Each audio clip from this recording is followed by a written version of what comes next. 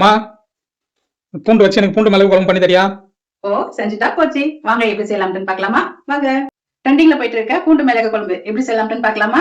வாங்க. எண்ணெய் சட்டி வச்சாச்சு. எண்ணெய் ஊத்திக்கலாம். கொஞ்சம் எண்ணெய் வந்துட்டு தாராளமா ஊத்திக்கோங்க. கடுகு 1 ஸ்பூன் போட்டுக்கலாம். ஜீரகம் 1 ஸ்பூன் போட்டுக்கலாம். மிளகு 1 ஸ்பூன் போட்டுக்கலாம். வெந்தயம் கொஞ்சம் 1/2 ஸ்பூன் போட்டுக்கலாம். இது எல்லாமே நல்லா பொரிட்டோம்.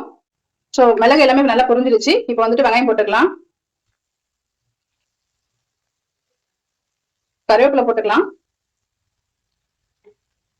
பூண்டு வந்துட்டு ஒரு 10 பல்லு பூண்டு போட்டுக்கலாம். வரமிளகாய் போட்டுக்கலாம். சின்ன வெங்காயம் இருந்துச்சுன்னா சின்ன வெங்காயம் வந்து போட்டுக்கோங்க. இப்ப இது எல்லாமே நல்லா வதக்கலாம்.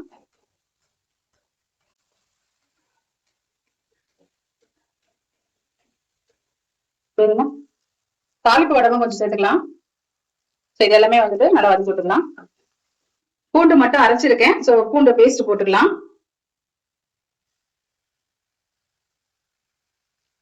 இது எல்லாமே நல்லா வதக்கி விடலாம். ஏன்னா பூண்டு அரைச்சி போட்டுருக்கிறதுனால அந்த பச்சை ஸ்மெல் வந்து போற வரைக்கும் நல்லா வதக்கலாம். 1/2 டேபிள் ஸ்பூன் வந்து மஞ்சள் பொடி போட்டுக்கலாம்.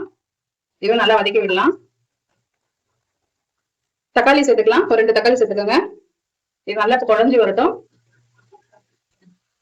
கொஞ்சம் பெருங்காயம் போட்டுக்கலாம். குழம்புக்கு தேவையான அளவுக்கு உப்பு சேர்த்துக்கலாம். தக்காளி நல்லா குழஞ்சி வரட்டும். நல்லா வதக்கி விடலாம்.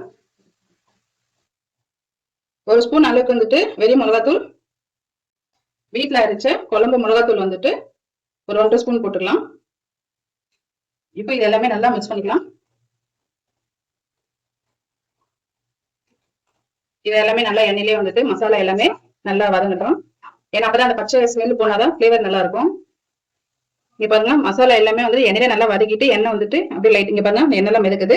இப்போ இந்த ஸ்டேஜ்ல வந்துட்டு நம்ம வந்து புளி தண்ணி ஊத்திக்கலாம்.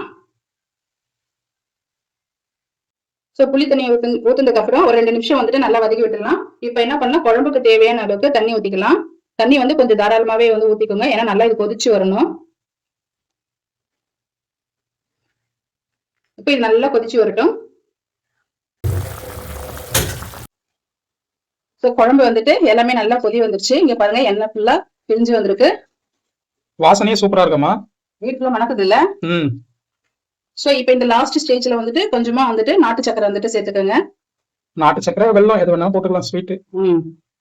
சோ போட்டு ஒரு 2 நிமிஷம் வந்துட்டு நல்லா கலரி கொடுத்துடணும். பூண்டு மிளகு குழம்பு ரெடி ஆயிடுச்சு. மறக்காம வந்துட்டு நீங்களும் வந்துட்டு இதே மாதிரி செஞ்சு பாருங்க. பூண்டு மிளகு குழம்பு உடம்புக்கு ரொம்ப ஹெல்த்தி. செஞ்சு பார்த்துட்டு கமெண்ட் பாக்ஸ்ல கமெண்ட் பண்ணுங்க, லைக் பண்ணுங்க, ஷேர் பண்ணுங்க.